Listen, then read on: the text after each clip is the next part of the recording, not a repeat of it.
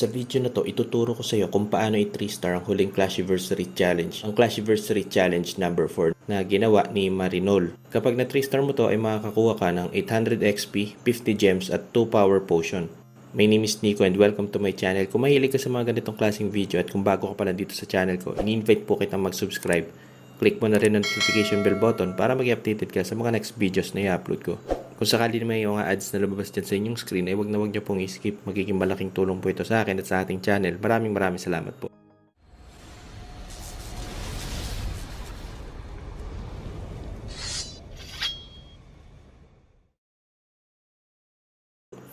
So bago natin simulan yung attack, paalala lang po na wag nyo pong kakalimutan na kuhanin yung mga regalo ng Clash of Clans sa atin sa shop. Free lang po ito at i-click mo lang. So wag na natin patagalan at simulan na natin to. Yung first goal ng attack, dapat mawasak natin lahat ng Inferno Tower sa gitna. Go tayo dito sa middle part ng base kung saan may arrow. Drop tayo ng 1 balloon para ma-trigger yung mga trap. Next, drop natin yung Rage, Clone at Invispell ng tig-isa sa gitna sa may arrow. Tapos spam natin yung 3 super minions dito. Tapos Invispell ulit para di mabitin yung damage ng super minion. Next ay ang 3 balloons lang. As much as possible, dapat may matira tayong 2 balloons pang trigger ng trap mamaya. Sunod, Invispell ulit. Dapat may matitira tayong 2 Invispell dahil gagamitin natin to sa Town Hall sa next step. Kapag nawasak na lahat ng Inferno Tower sa gitna, set aside na natin ang middle at focus na tayo sa next step. Isang Goblin papunta sa Town Hall, pang trigger lang ng mga Giant Bomb at Freeze Spell. After matrigger ng mga trap, isang Rage Spell sa Town Hall kung saan dadaan yung Super Goblin natin. Tapos next ay isang Super Goblin. Pagtapos ng pangalawang attack ng Super Goblin, doon natin i-drop yung Invispell para sure. Bago mawala yung Invisible ng Super Goblin,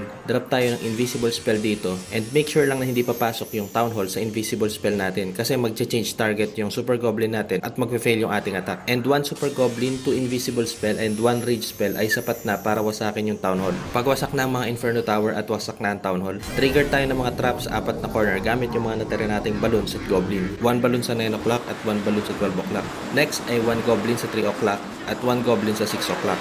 After matrigger ng mga trap, go na tayo sa main troop. Kung mapapansin mo, may 2 set of troops para sa magkabilang gilid. Pwede mo tong i-spam sa isang side, nga lang pwede tayong kapusin sa remaining time. So, 1 Golem sa 9 o'clock sa Tesla, tapos E-Titan sa Tesla sa right side ng Golem. Papasok sa loob dahil may mga skeleton trap dito. At easy lang kasi sa Electro Titan na patayin yung mga skeleton trap. Sunod natin yung 3 Witches at 1 Warden Apprentice. After few seconds, pwede na natin i-drop yung Royal Champion sa gilid. Then focus na tayo sa kabilang side sa 12 o'clock. Same scenario, 1 Golem sa Tesla, 1 Electro Titan sa loob. Next, 3 Witches at 1 Warden Apprentice. At dahil wala tayong Royal Champion sa other side, ang alternative na pamalit dito ay ang Siege Barracks. Gamitin natin ang Headhunter para matulungan ng mga troops para papatay ang mga kalaban na hero. Kapag nakalapit na ang ating Royal Champion sa air defense o sa middle defense ng base, drop tayo ng Skeleton Spell sa pagitan ng 2 Monolith. Tapos sunod ang Poison Spell at 1 Headhunter ulit. May kita mo na distract na ang mga defense hero at Monolith at kayang-kaya na ito i-take ng Royal Champion at ng pet na si Diggy. Pwede mong gamitin ng Royal Champion ability kung kinakailangan o kung sa tingin mo kukulangin ka sa oras. Pero dito sa case ng drop ko ay hindi na natin nagamit ang Royal Champion ability. Pwede mangyari yun as long as maganda yung timing at pagkakadrop mo gaya dito sa attack na to.